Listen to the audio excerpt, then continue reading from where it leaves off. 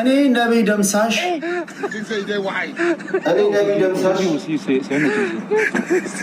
ጥጋብ ንፍት አድርጎኝ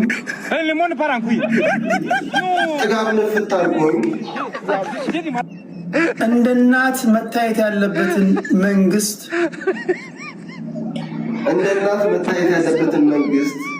አንዳንድ ሰርጎ ገቦች አሳስተውኝ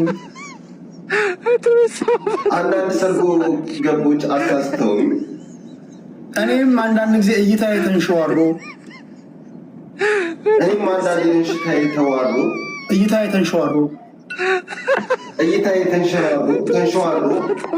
አላስፈላጊ ንግግር ተናግሬያለሁና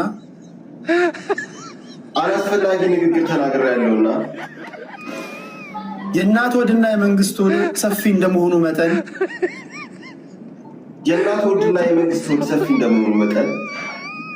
ይቅርታ እንድታደርጉልኝ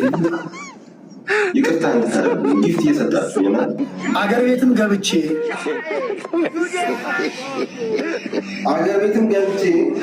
የኮሪደር ልማቱን በመጥረጊያ ሳይሆን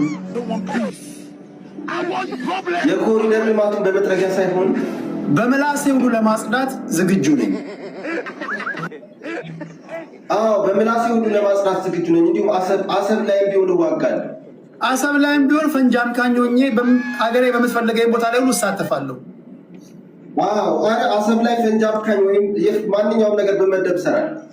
ምክንያቱም እሱ ነው በጣም አንድ ተቃዋሚ እንደሆነ ያደረገኝ የወደብ ጉዳይ።